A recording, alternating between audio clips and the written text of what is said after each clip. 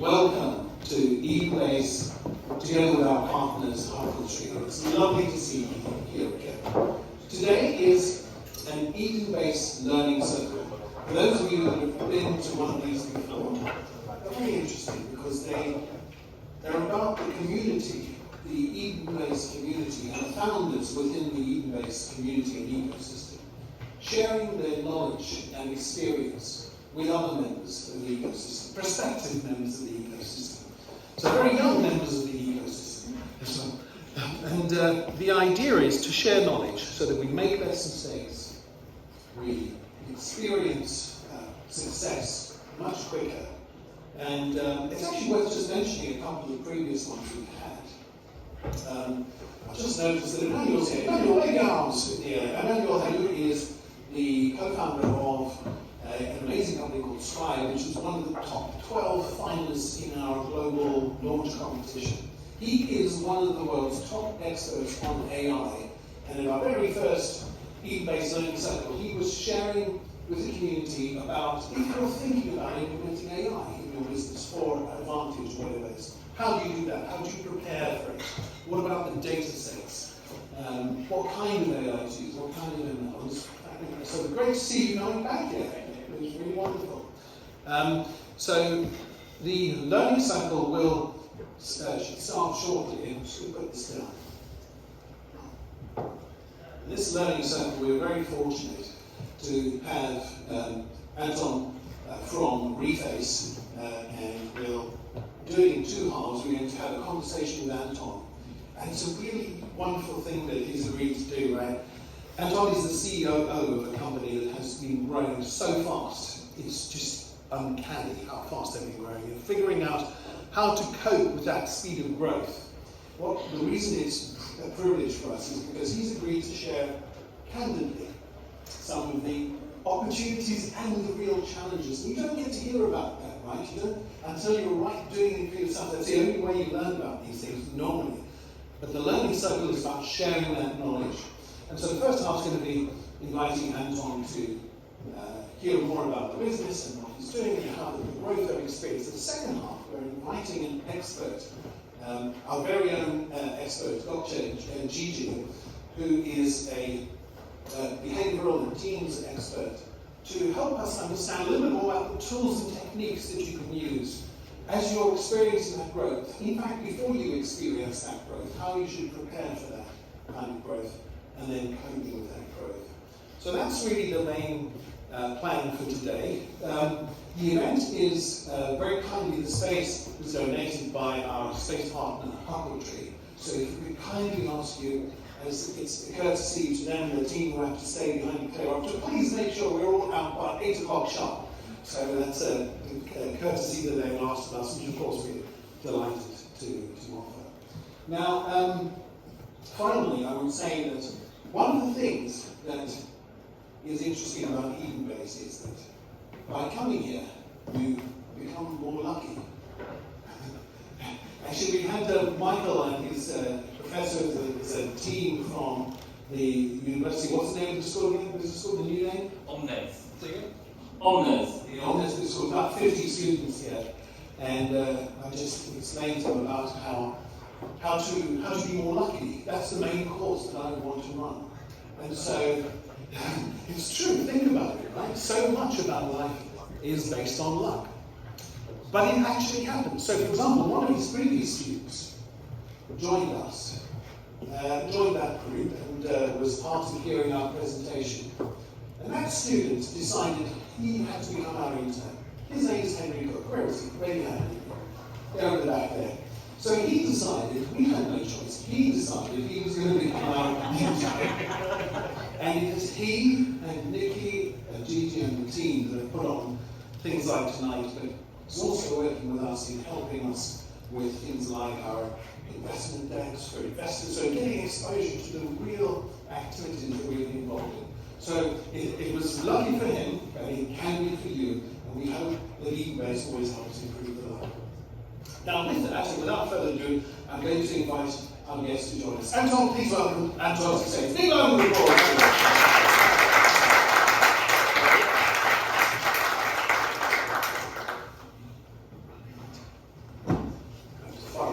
studios. Sure. And I'll get used to what? Yeah, you do get used to being in the spotlight after a while. It's just to kind of look through it. So, firstly, you're very welcome. Actually, you were introduced by Bill Ty, one of our judges in our investment competition.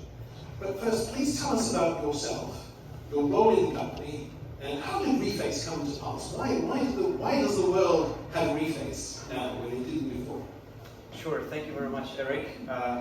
Yeah, I'll try with the mic. So my name is Anton, and I'm currently the COO of Reface. And I joined the company a year and a half ago in the role of business development manager, where we were just still quite a small startup trying to kind of understand how to manage the growth we had. And my journey in Reface was very interesting. I started working with content partnerships with celebrities and different content holders, such as Warner Brothers. And then after like a month working probably in this field, I was just brought in different parts of the business which had problems when we were scaling. So since then I worked on the P&L of the company, and I'm currently leading the P&L of the startup. And also I'm working on different organizational behavior topics and kind of aligning strategy and execution. And a couple of words about Reface. So we are a company from Ukraine. We were founded 3 years ago, but actually the growth started a year and a half. Approximately, and we are focused on building and developing machine learning tools for content magnification. And probably the most famous app we have so far is Reface app, which you can download on App Store on Google Play. And this app allows you to use 4 or 5 machine learning mechanics to treat your content very easily with the help of our artificial intelligence technologies. And as you noticed, we are buddy breathing because one of the microphones decided to go on strike. Okay, thank you. Actually, why don't we show everybody what we need? Because we've got a video here. Let's try this and see what this goes. Maybe you can talk us through. Oh yeah, the big word, Gokce shortage. It's a wonderful place if you're looking for a home for your startup. Please let us know if you're interested. So I think if I click this in that direction, we spoke a little bit about some of the previous Edenbase Learning Circles, and now this is the panel, wonderful, and that's the video. You can see I've seen this loads of times before, and that's the end of the video. Please hold your pause. There we go. What are we watching here? So here we're watching basically the interface of our deck, not anymore. So this is how the face is applied on any video or any image you want. And these are our results. Sorry, this video is super fast. I can't react so quickly. This is our great corporate party. I'm 5 seconds behind. And yeah, basically this is Reface.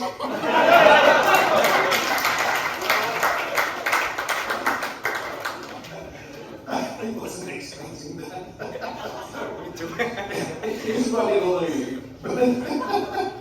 That was very fun. Okay, good. I'm going to move on to something a bit more. No more videos, please. No more videos, yeah.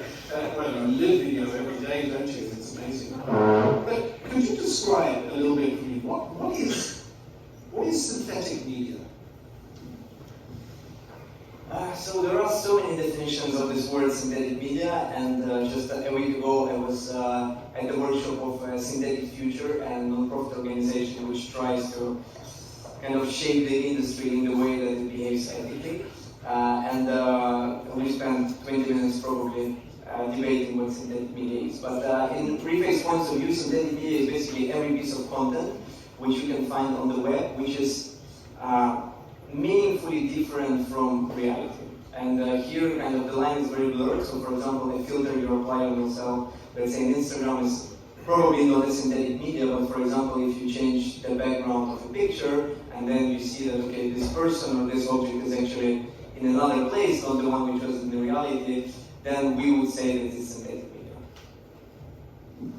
That's so interesting. I mean, it raises as many questions as it does answers, I guess. We're going to ask you a little bit more about that, but before we dive into the product a bit more, As I mentioned, the Reface was introduced by Bill Tye, a very good friend of Edenbase, somebody who was part of our investment competition. And he got in touch and said, you've got to speak to this company, they're absolutely amazing and join us. But actually, he was one part of your investment journey. So I'd love to know a little bit more about that investment journey, and in particular, how did you end up being invested in literally one of the best venture capital companies in the world? I mean, for us it was actually relatively easy, and we were lucky, probably, because they all knew that we're going to come to Edenbase, so we shared the luck in advance. But look, by the way, by the time that Andreessen Horowitz is our seed investor, looked at our company, we already had probably 20 or 30 million downloads, and we were growing like crazy. So the back end of Reface were not actually being able to process all the requests from the users, and actually we were trying to, so basically we switched off the marketing, it was completely around traffic, and actually we wanted less people to come to our app because it was so much in demand. Therefore, just the growth numbers and also this appeal of machine learning, artificial intelligence with the huge market of consumer tech, consumer internet, just made Reface super appealing for investors. I mean, I always sense there's a little more to the negotiations with investors than the way you just said, oh, it was really easy to land at Andreessen. It's not that easy to land at Andreessen as an investor. In fact, it's on the list of many startups to be invested by a company like that. So I think you've done very well there. Okay, but let's move then to a different topic, which is about growth. And it's really preparing for the second part of the discussion here. Tell us in numbers, really, about the growth and your saying. You just mentioned something, right? The system couldn't cope with the load. It's one of the lessons, I suppose, that folks here want to hear about. Tell us about the growth, and then on the system in particular, what you would have done differently. So I'll start with the good part, the growth we have. So currently we have more than 200 million downloads globally. So the US is the biggest market for us, which so many people actually with Reface on their devices. And we processed more than 6 billion synthetic video on our servers, which is an insane amount of data. And actually, we even think that YouTube hasn't done so much because YouTube just basically takes the video and posts on the platform, and we actually process it with the help of our machine learning technologies. But the thing is that, I mean, it's extremely hard to manage this growth, and actually, I mean, growing smartly sometimes slowly, like more slow is better. And in our case, we kind of made a lot of mistakes and learnings on the way. From one side, there were obviously technical difficulties of the scale. From another side, there were also product difficulties as well, because Reface started with one machine learning mechanics, which was the face swap originally, and for us it was very important to drive retention in the product because it was very easy to acquire users, so they saw Reface posts everywhere and they were just downloading the app. However, it was hard to retain inside the app the users, and therefore we tried to scale other machine learning technologies. And the problem here is that to deploy at scale the models is very hard, and it's very hard to do inside one app because you already have the backend infrastructure, the machine learning production facilities, which are built to support one mechanic, which was not called to be so big, and therefore, kind of on the way, we did a lot of mistakes and we went into the weeds, so it was very hard to kind of put things on top of it. And besides that, there was also a question of the team growth, because from one side, you need to execute on the tech. From the other side, when you have so many users, you actually must iterate a lot. You have a lot of data, you have a lot of input, so you need to run a lot of A/B tests, and you need people to do that. You need designers to design the tests. You need data analysts, because we have this kind of amazing treasure of data. Every month we have 5 million downloads, and we can test a lot of things on people. And therefore, the organization kind of started grow a lot. We were hiring a lot of people, and sometimes it caused troubles, right? Because we were a nascent startup, and then in a year time we already have 120 people. 1 year. Yeah. That's crazy. Yeah. Even less, so it's like in 7 months. What? Yeah, which was crazy. What does that even feel like? I mean, at the beginning you know everyone, you know the kind of the working style of everyone. I think the cultural fit is perfect because you kind of hire your friends and people you know. And also importantly, what you do is probably what results in the output. And once you have more people, you work through others hire people, and then it's very hard actually to maintain the culture and kind of the base of the company. Well, we know an expert about that. We know an expert who can help us a little bit about that, which we'll come to in a moment. But that kind of growth and that kind of downloads, it's amazing. And of course, it also brought new challenges, the challenges of an emerging industry, in particular, synthetic media, and, you know, I'm going to say the F word. Oh no, don't see, he doesn't want to say that. Don't say this, okay. There is an industry that considers this particular industry challenging because of the opportunity to provide misleading, manipulated videos. There, I didn't say the F word. Thank you. But probably everyone guessed. Okay.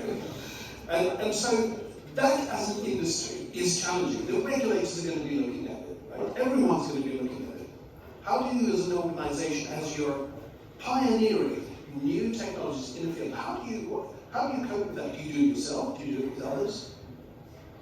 Yeah, it's a really good question because, I mean, Reface, some would say produce deepfakes. We try to avoid this word, but it's a candid conversation.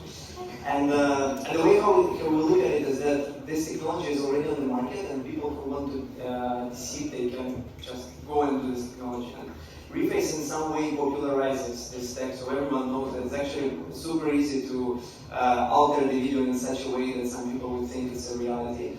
And for us, what's important is we actually try to make every video produced in Reface not perfectly hyper-realistic, so people can actually tell that it's a synthetic medium. And it also has this kind of fun and humorous effect, which is important for us. Second, we also try to embed digital watermark on every video which is produced by Reface. So, and this watermark is actually moves around the picture, so it's very hard to crawl and get rid of it.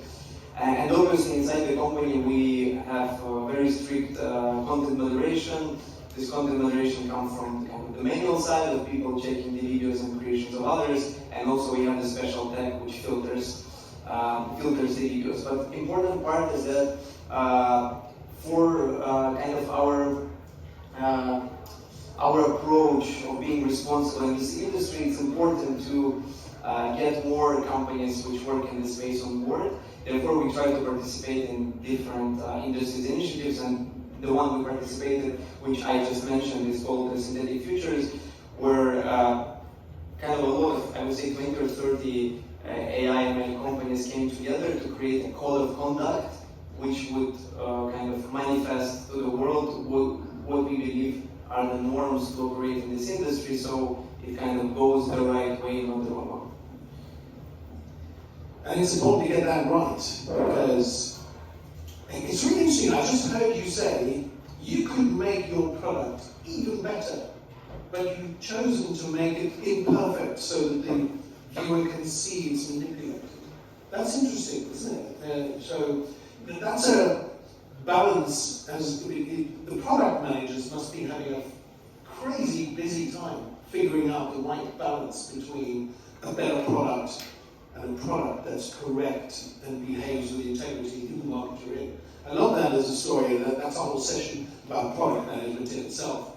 But I want to go back to people, because often we talk about the team when we're investing in companies, and one of the most important things you can do is hire amazing people.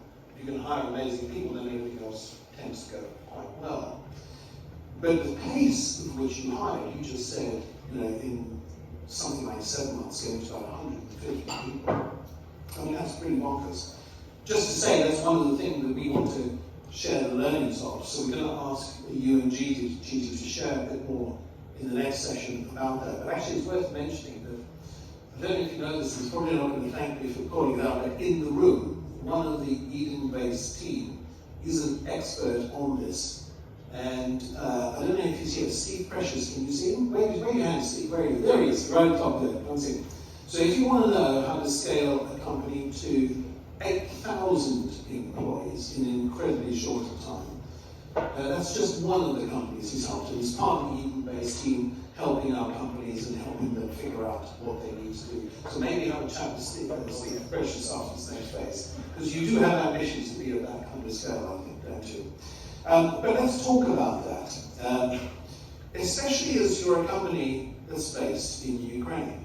Now, am I right that that's that at the moment, in addition to all the other challenges you face, that must be a huge challenge to overcome. Can you talk about that at all? Tell us how it's going. So we are a company which originated in Ukraine, and we have headquarters there. We actually finished the reconstruction of a very big office in the center of Kiev 1 month before the war started. And out of 190 people, we have 150 in Ukraine, permanently based. And I mean, obviously there were rumors about the war, but I think inside the company we were pretty sure that nothing would happen at such a scale. Therefore, the majority just stayed in Ukraine. And then when the war started, it was kind of crazy days, because I mean, from one side you have a lot of personal matters, and I'm being lucky. I was in Ukraine 5 days before the war started, and when the war started, I was here. So from one side you have a lot of personal problems of figuring out how to help your family, your friends, and from the other side you also have responsibility of keep the company running, make sure that everyone is safe, is okay, and we're still on the float, because now for Reface it's not just we're not on the mission to build a really cool big company in consumer internet from Ukraine. We also want to survive and keep paying people salaries, which in Ukraine is now very important, because probably 50% of our population lost their jobs. It's been like crazy 3 months, and I think a couple of things which helped us quite a lot. So from the first day of war, we took very proactive stance that we are not going to be a company who's like outside of the politics. So we started cooperating with the Ukrainian military on a number of projects in machine learning. We also used the Reface app in Russia, and we used to have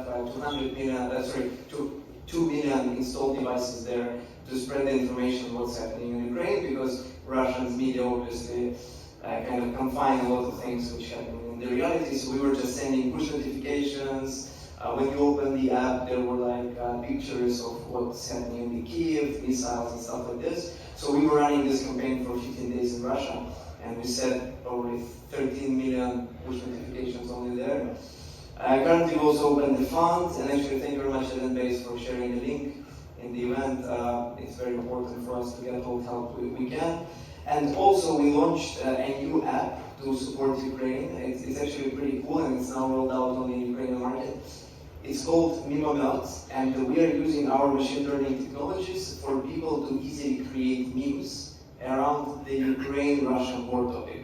Because there are many jokes about the Belarusian President Lukashenko and other things, and we help people in Ukraine fight anxiety with the help of our technologies. The app is doing pretty well, and I think once the war is over, we will scale it to different geographies, and it will be a specific tool to create memes about the important news in the world. So for example, there is election in France, and we have memes about Macron, Le Pen, and people with the help of AI can do very fun things.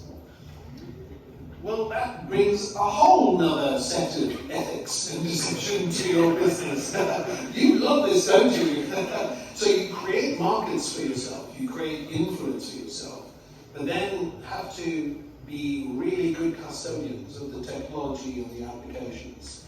I really, just in a personal note, I just want to say that on the topic you were just talking about, when the war broke out, one of the first things I did was send messages of love and friendship to all my Russian friends, because they're also important. The ordinary Russian is finding quite a lot of difficulty with all of this, not as much as the Ukrainians, but it's important to be balanced. But that's fascinating. Just thinking that you, through the meme creation, can have potentially significant influence over the outcome of an election.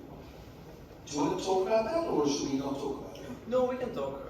It's not about the outcome of election. It's about giving people tools to create. And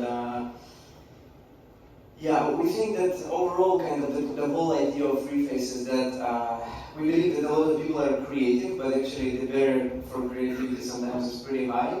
And we want to just democratize the access to creativity with the help of AI tools. And then currently, of course, our kind of tech stack in the main Reface app does not allow us to go super broad in terms of creativity. The other products that we work on actually open up the ways to create content very easily. Just between us, nobody else. Do you want to tell us about those? Do you check the products? Yeah, 100%. So it's also like one of the challenges that we have right now, because we started as a product with a single feature, and it was very easy very easy because we were lucky at some point, but it was easy to grow, it was easy to iterate. But once we started adding pieces on the product and also building up new products, actually the organization became way more complex in the way how you want to manage it or navigate, because you have like competing points which share the same resources. Everyone needs attention, and you need to understand like how you place your bets and your time. And currently we have a couple of things. So first, the Reface app, which still is kind of being polished, added with the new ML features. Then the other stream we work on is the new stream, where we give people tools to easily break a video or a picture into the objects, and you can change backgrounds, context, faces. And it's all kind of in the fun way. And we have two apps actually which attack this market. And the third one, which we think is quite big for us right now, and I would say that probably 70% of my time is now focused there, is our new machine learning model, which would enable to bring a 2D picture from your phone and create a 3D render of this face, which would be easily exported to different game engines, metaverses, and stuff like this. So A 2D image without full depth of field can create a 3D image which could be an avatar or anything. Wow, can't wait to see. When can we see that? So the demo will be in 1 month.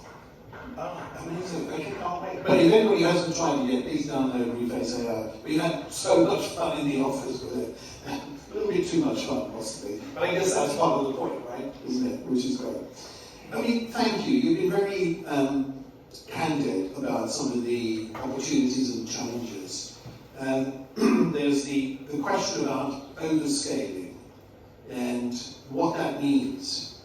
Before we invite Gigi to join us, just wanted you to share a little bit about what do you mean when you talk about overscaling, and how is it possible for a company to do that?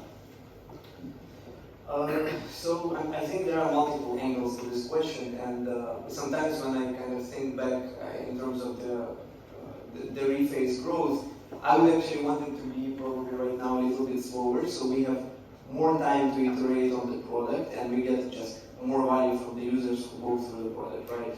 And once you have such a big audience of 200 million people, then the question comes, okay, if these people came, let's say in the beginning of the journey and they left, how easy to bring them back? And if you bring them back, can you still make them love your product, right?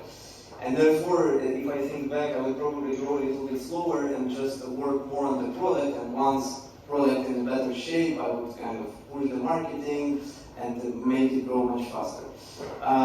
So this is one aspect of overscaling. The other one is obviously the team. And I think for a startup, it's very important to keep the team small as long as possible, I would say. Because the main reason is actually, I would say there is just one reason, is that you constantly need to share the context with everyone who is in the team. Because the companies usually move so fast, and if kind of people lose a little bit the pace, then everything just goes in different directions and the efficiency falls a lot. And actually, in the history of Reface, at one time we just scaled a little bit too much, so we needed to downscale the team. So we are again back on track and we're hiring, but at some point we just needed to kind of descale a little bit. Yeah, having done that, it's not a pleasant thing to do with any kind of dignity, but it is definitely important to know and to make those adjustments. As I'm saying, it's lovely that you're willing to share this kind of knowledge with this community. We do appreciate this. Actually, he's going to make an amazing mentor, isn't he? So I'm looking forward to having you perhaps do one-on-one sessions with some of the companies. I think at this point it would be a good idea to welcome our very own Gokce Gizer. Gigi, please join us on stage. Round of applause for Gigi.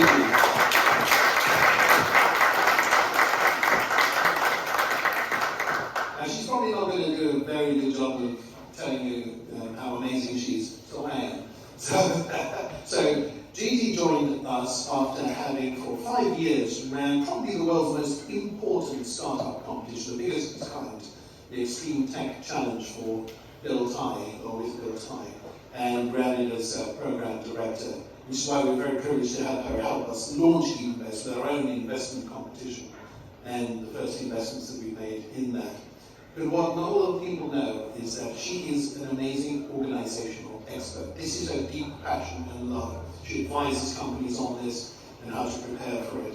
And so we're delighted to have you here, Gigi. Thank you very much. You're actually just she's taking our own organization through exactly this process at the moment. So we are living the experience of your advice and counsel, which we're very much grateful for. So what you just heard is quite interesting, isn't it? Because it's exactly what you keep telling us every day, which is terrific. And so when you think about that, I guess what does good look like when we think about an organization? How would we recognize what good is like? And then the second part of that question is, what can we do to prepare for that? Thank you so much. It's great to be on the green couch for once after having sat on that black one for the previous events. So that's an amazing question, because one of the challenges with startups, with tech companies, is that organizational success actually has two goods. One of them is if the company is smart, and the other one is if the company is healthy. So the smart one, most companies get that part right. Strategy, finance, marketing, everything planned, goals, measurable, lots of data. Everyone figures that part out. The healthy parts of this, organizational smartness and organizational health. The health is where there's minimum politics, minimum confusion, high morale, high performance, and very low turnover. So that one is very hard to measure. And that's why that usually goes unnoticed. And the returns on investment on that one is also hard to measure. And that's why I'm excited that now people are noticing, especially like tech startups who are growing rapidly. And that's why I love working with tech startups growing rapidly to help them with these things. Because the top startup killers are 1, founder conflict, 2, misalignment, unclarity of vision. And all of these things are things that happen when you focus on organizational health. And that means getting alignment, getting clarity, communicating it, over-communicating it, rechecking with each other to make sure that like all the priorities are shared. And there's actually like processes to look for it. So for a startup, what we can do is working with the leadership teams, which would be the founding teams. And it sounds like from the Reface story that they got this covered. So I'm just going to share this pyramid with you. It starts with trust at the bottom. That's why when accelerators or like funds like us, when we're interviewing companies, we ask how do you know each other? And we really give higher scores to people who work together, who've been through something together, who know each other, because that indicates there's some level of trust. And what we mean trust is there's some sort of vulnerability, open communication, and these are things you can also build into teams through like sessions similar to the one that we were doing even today. And then above trust comes conflict. So without trust, you cannot move to the conflict, because conflict has to be very ideological. It has to produce results, and it shouldn't be egos conflicting. It should be just like idea conflict so that you can actually perform better. And to do that, you need to trust each other, and you need to know that there's open communication. And above the conflict, there's commitment. So when you know that you can actually have conflict without judgment, then you feel comfortable disagreeing with each other, which means no one agrees with each other just for the sake of harmony. And I think that's one of the things I appreciate, that we you at Edenbase too. We disagree with each other a lot, and we learn from those. And after that, you get to accountability, which means whatever you agreed on, whether it's your values, whether it's your priorities, you hold each other accountable, not only for your performance metrics, but also for your values. So you have to make sure that you reward the values you live by, and you keep people accountable if they're not behaving well. And of course, on top of all of this is the results. That's where you make sure that you have collective goals, priorities, the shared collective goals, and everyone has the same one. Like, you cannot have individual goals that don't align with what happens at the top. So, in that case, well, two questions, seeing as we've only got one microphone. One is, how does an organisation benchmark, and measure success? If success is the thing to measure. And then the second question is, what questions should we be asking Anton? Yeah, so when we were talking about results and getting aligned on priorities and making sure that everyone had shared goals, there are so many tools, and the one I want to mention one today, that's the OKRs. You might have heard of them, very big in Silicon Valley. That's objectives and key results. And I'll ask in a second also, Anton, they also use that one too. Objectives and key results, Intel, Google, that's what they attribute their success to, because the purpose of that is getting everyone aligned on the same 3 to 5 goals as an organization. And the objectives part of it is basically what you want to achieve, and those are just very ambitious, bold, vague goals that you say, okay, these are the 3 things or 5 things we want to achieve, and then the key results, each objective is measurable, time-bound key results that tell you, okay, if we have done this, that means we achieved our objective. So that gets you aligned on what you're doing, how you're doing that, how you're measuring it. And I just want to, before I ask Anton something, I just want to ask your experience with OKRs, because I think there's also some learning in that too. Yeah, thank you, Gigi. So, we're much less professional than you in these things, and for us it was kind of the way to figure out all the complexity we've got after we started expanding from one feature into something much bigger. And it was just very hard to kind of manage in conversations, so we needed something which is sort of set in stone, and then everyone can look and align, okay, whether I'm doing the right thing. And for us, basically, we tried to implement them in December last year, December 2021. And I would say we had a relative success, because from one side, basically, the good thing is that we were able to construct the higher level of objectives and also embed the metrics which we're still working towards, which means that our kind of key layer of IQRs, the highest one, still lives after 6 months of being implemented. But I think we screwed up really badly on the second part, where we went too much into details, and we tried to actually write down too many specific things which the teams need to accomplish. And in 1 month, they become obsolete, because the team just moved the other way around, absolutely the other way. And when people were asking, look, I think I need to do this and that to achieve OKRs, but I wrote a month ago something else. We're like, we don't care what you wrote, just do the right thing. Therefore, the last part didn't really work.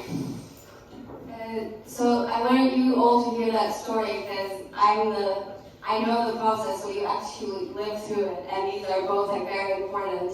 And the thing to, again, remember with implementing something like that is, one, the leaders of the organization, they have to be advocates for it. They have to be buying into it and making sure that it's implemented. And then two, as I was talking about before, commitment is the biggest thing when you want to get people. And there's a term, it's way into buy-in. So you can't think about OKRs as like a task list. You start at the top, and then you say, okay, these are the top priorities. Now go in your smaller teams, departments, and then you weigh in and say what you need to do to accomplish this.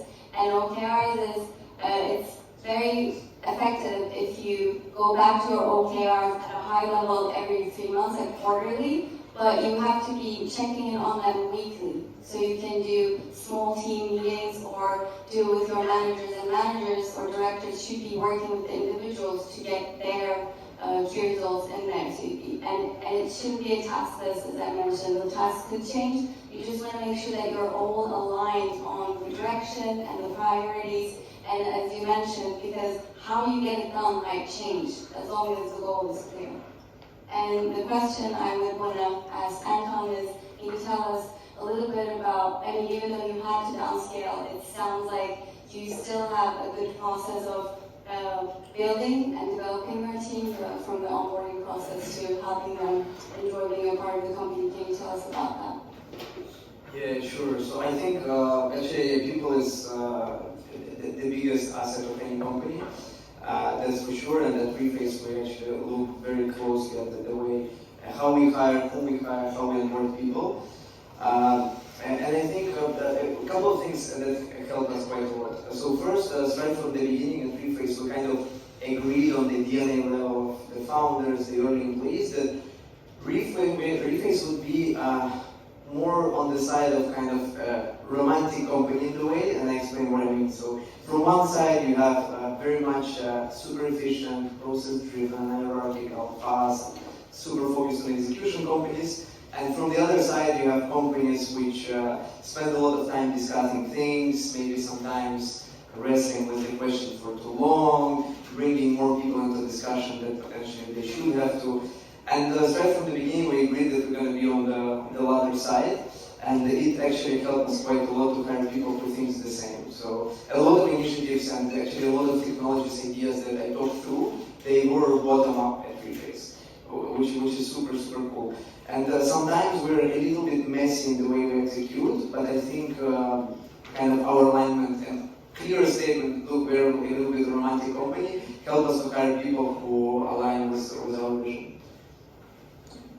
Thank you so much for sharing that. All of that is filled with insights and wisdoms, and I'm going to break these down for you a little bit. So you mentioned that even when you were hiring, you talk about what you care about, and you were looking at from a bottoms-down approach, because culture is not something you create from scratch. It's something you shape with what you have already inside the company. So the questions to ask are, what are the behaviors and values that we love seeing and we want to see more of? What are the things that we don't? So it's not something you create from scratch. That's why you have to be intentional about that. And again, as you are growing your company, being intentional about, because like Anton also mentioned, I would keep the company as small as possible in the beginning. If you're intentional about that growth, your resource, who you need, when you need, why you need those people for, because at the end of the day, it's about the people, but if those people don't see how they contribute to the company, how they create value for the company, and there's like the People Manifesto, where it's basically you say, everyone has their capabilities, their purpose, their passion, and what you're trying to do is give them an outlet to bring this to life. And from what I heard from Anton, in their organization, it's not that they just get their job done, but they have other outlets to do it. You have the learning sessions. It's very important for within the company for people to learn from each other. You mentioned like volunteer activities, the fund. So people find more in the company than their actual job, and that's really important.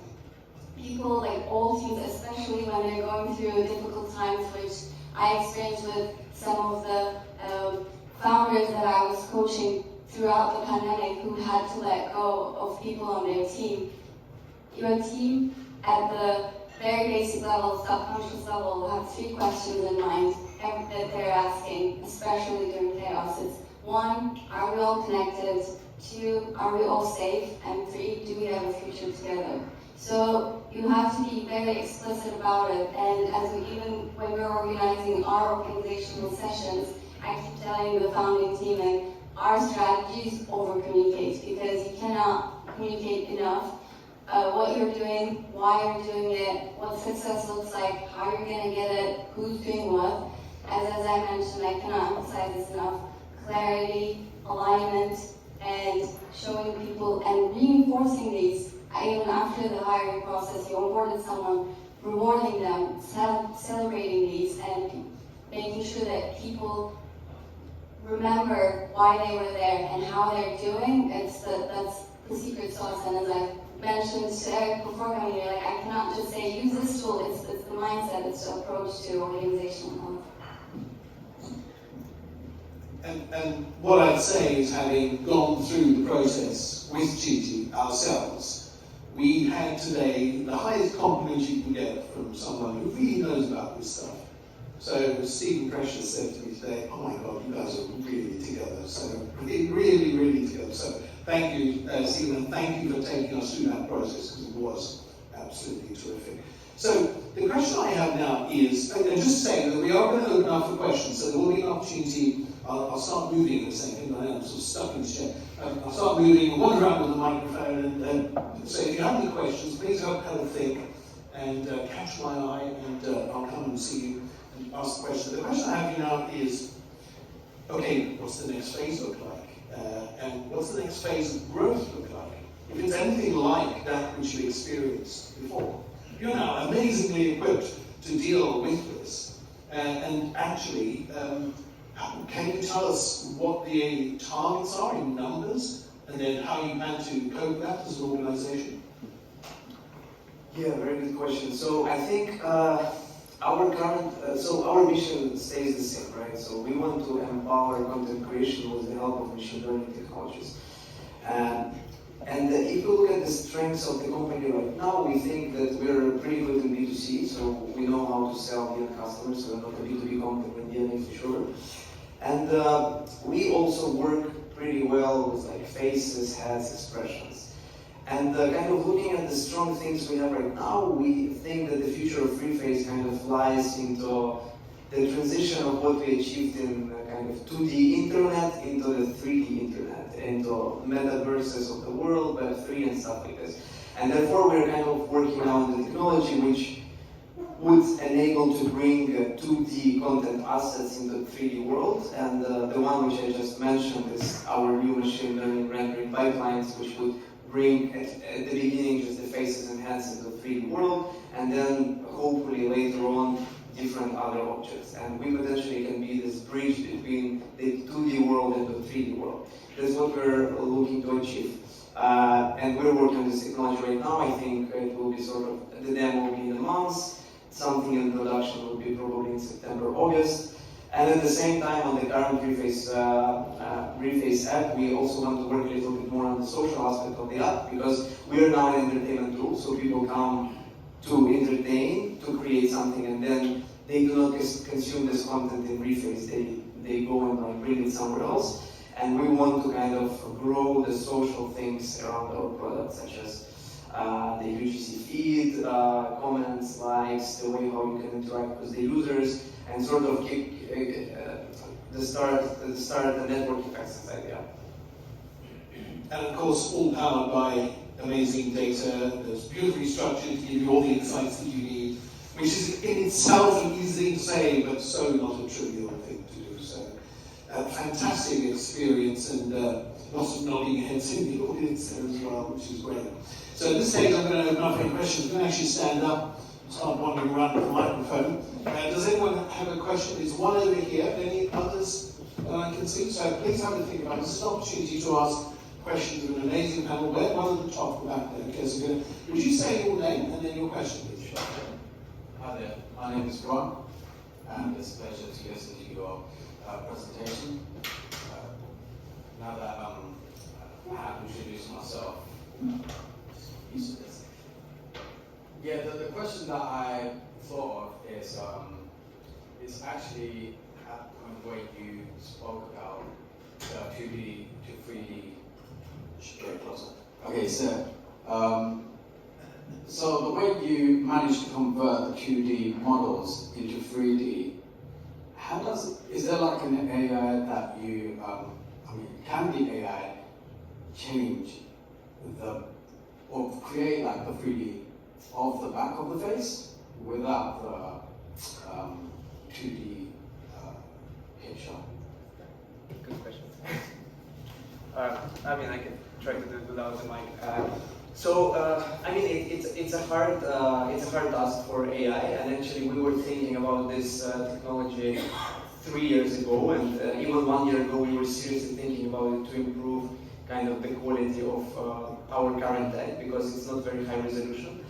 But currently there are many kind of machine learning research papers coming through from one side, which enable to use the new technology which is called nerves.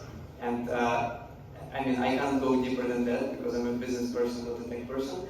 So this is one side, and from the other side, there are also new companies popping up who create synthetic media on which you can train your machine learning models. So for example, there is a very interesting company, it's called Synthesis AI, and you can purchase a synthetic data set from them to train your machine learning on this data set.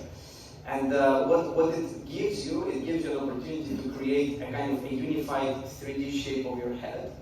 And then with the kind of face embeddings that you find on a 2D photo, the machine learning interface can sort of think about, okay, how the shape of a head would look like, but the starting point is not zero, the starting point is this generalized 3D head, which already kind of exists and being developed. Then basically going in line with the machine learning, like every time you do more and more things about it, it's kind of getting better, and it can pick up kind of the corners of your face and sort of estimate how it looks like from the other side. Amazing questions!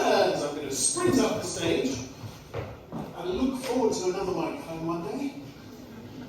Hello, my name is Marta, and since this event is mostly about supergrowth, and you mentioned something really interesting, which is that if you could, you'd slow down your growth, and if you could, you would not higher, but you would also reduce the rate at which you were acquiring your users. And I'm wondering if, in hindsight, you can talk a bit about what would you do? Because it's like, once you go viral, how do you stop going viral, right? So what are these tools or the mechanism that should you employ to limit that? Yeah. Great question. What is the antivirus to viral? And then another question. So it's kind of related, sorry, No worries, I see you. I don't give you, this would be very ironic if I gave you a faceless question. The kind of peril of deep tech is that you start off with a couple of really excellent visionary founders, and then you surround yourself with your best friends that you've ever known in the last 30 years. And as you grow, inevitably, the quality and the engagement of the people in your team has to go down. The average quality is not as good as that excellent founder. And there are a couple of sort of textbooks approaches to this. So one is that you design your organisation, and then you hire to fit those roles, the best people possible. Or you hire really cool people, and then you refit your organisation around who you've got to make that work. So how did you approach that? Which way did you go on hiring to keep the best possible talent? Two great questions. While you're thinking, I'm going to grace Eric, I feel bad that you need to walk so much. He was sitting Okay. today. Yeah, sorry. Okay, so I'll address first Martha's question. So what we would do differently is we would probably overhire on the product side of things, because we were super ahead in terms of the technologies, and actually now we have on the shelf so many amazing things, but we can't find the kind of good product use case to embed it like in the app or use somewhere else. And therefore, obviously no paid acquisition, better not do it now, like at that time. And at the same time, you have a strong product team and maybe more people than we used to have, so you can iterate tests faster and improve your product.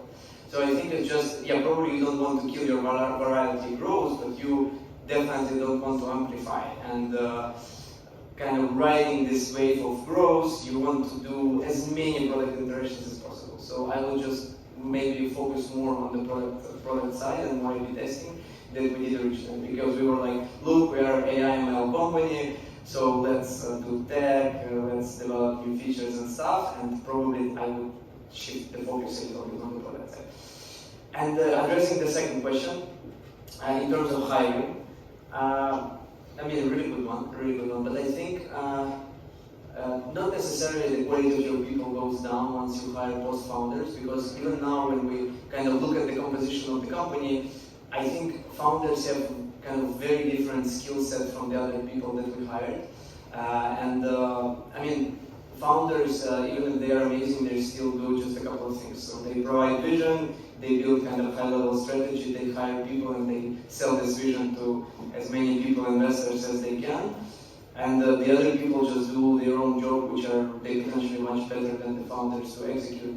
Therefore, I think actually the quality of people did not deteriorate. Absolutely, it can be actually quite complementary. And the ethos of the company also hasn't changed, because I mean somehow we still managed to find people who kind of fit the cultural identity. We're extremely professional in the things they do, and at the same time, founders still have a huge say on the business, just on the certain areas. But while other professionals just have much more impact on the specific areas they work at. I'm quite keen to ask that same question to Gigi. I was actually thinking about it. There's no right answer, but I guess one of the, again, really difficult things that startups have to deal with in the beginning is the founders fall in love with their solution and their idea and their product so much.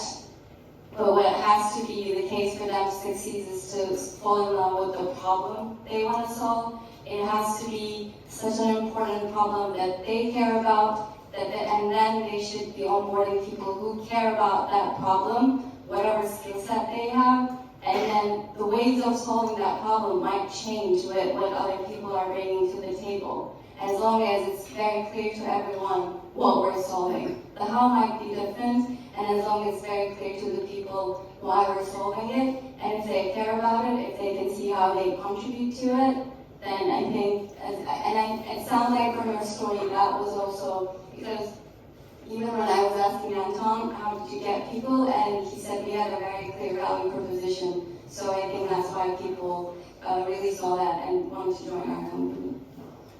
I have another question myself, which is when moved. No, sorry, it's from a different company. What I was asking was, I heard an expression recently called, we've heard of unicorns, we've heard of decacorns, but I recently heard of soonicorns. Are you a soonicorn? Soon to be a unicorn. I mean, it's every startup in this world, I think. Definitely get targeting keep like the growth in valuation in the users and the usage in new technologies, and then we'll see where we're gonna end up. Very diplomatic answer. And I'll let you off the hook this time. Any other questions? I think we've got time for one more over here. Would you mind saying your name and your question? Sorry, I have two questions actually, to both panelists. My name is Eric Van der Kleij, and I'm an entrepreneur myself. I have two companies. My first question is, in the event of a crisis, how transparent should a leader be in communicating with the team? Because startups have set up, have ups and downs regularly. But what is the best strategy to communicate the reality with your team member without come off as delusional? My second question is, as leaders of teams, we have certain social responsibilities. And being part of a startup is relatively riskier than working for a big corporation. So in the hiring process, if I say, if I have the idea of, ideally I want people in their 20s or early 30s without children to be part of my team, because not because they can't contribute enough to the work, but because I'm not confident that I'm able to support family people through company or when companies are having difficulties. Do you think that's fair, or is that discrimination? Thank you. Amazing questions. Okay, you can both choose which one you want to do. Do you want to answer the diversity one? Yeah, go for it. The second one? Yeah. That's tough. I would say let them decide. because it also ties into your first question, it's all about having an environment of trust where people feel safe to open up and talk about things, and they believe that there's open communication and nothing's been, they're not hiding anything. If you share upon meeting these people, your current situation, what the road ahead of you looks like, what are some of the challenges, risks of joining something like this, and let them decide. You don't have to decide for them. And Anton? I mean, yeah, I wouldn't add much to what Gigi just said. I just mirror the same logic. I think it can be our bias, our assumption that people who join if they have kids, that they're like worried to join the startup. But for example, if they see clearly like all the cards on the table and the information, it's actually better for them to decide and not kind of decrease the optionality for them artificially, right? And in terms of the first question, how to communicate in the crisis, I mean, at the moment when we downscaled, kind of on the next day for the employees who stayed in the company, we had, I think, a 6 or 7 hour meeting where we were like preparing in advance just to tell where the company is going, what's the situation like and stuff, because I think a startup is already an extremely kind of volatile and risky situation. Therefore, the best thing you can do for people who work is actually be very transparent, where you stand, like how much money you have, and things like that. And it actually helped after that period of some troubles for Reface. It helped us keep all the best people in the company actually. And we built much bigger trust, and people were like, look guys, I know startup can obviously experience ups and downs, but the thing is that you were transparent with us. We just know that next time something happens, you're also going to tell us. So it played out actually quite well for us, being very, very transparent. So I think I would just keep going with this transparency. But at the same time, you still need to emphasize your vision, because it's something why people stay in the startups versus the risk they take. Thank you. I just want to add one other thing, because it's very important, especially when you're downscaling, to maintain transparency, but also take care of the people who are staying behind after you've downscaled. Because as I mentioned earlier, it's all about communicating to them. Are they safe? Are they connected? Do they have a future together? And what does that future look like? And if you share openly what the challenge is, they might help you become a part of the solution for you. Amazing session. Well, I don't know about you, but I love that. This is the kind of stuff that I remember wishing I'd known as I had to lay off, the first time I had to lay off people in my own company. You know, that approach to transparency would have been incredibly helpful. It's humbling to hear it, actually. It's fantastic. So, I don't know about you, but for me, Edenbase Learning Circles, there's the commercial. It's Edenbase, right? It is about sharing this knowledge.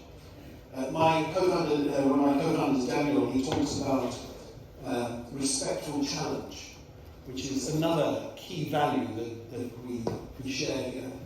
And I think all of that, if we get it right, we will build. We are building one of the most valuable, exciting new models for early stage investing, and also supporting this thing that we all believe to our core, which is sustainable supergrowth. So now what about you, our wonderful visitors who've given your time to be here? Of course you've learned something, that's part of the exchanges, but also feel free to improve your luck by coming to us with your ideas, as some of you already are. Meet some of our experts, because that's what we are here for. It is to actually improve our luck and share this knowledge to create this sustainable supergrowth. And we love that you've shared your time. We're happy to share this knowledge with you. And above all, can I wish you all these to be very, very lucky, and to put your hands together for our amazing panel, and then we can take pictures. So stay there, please.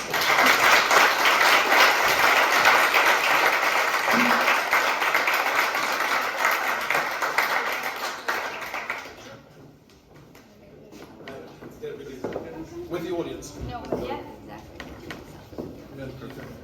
Stay there, and be ready, smiling. I don't know how you get everything. I'll do it. Thank you.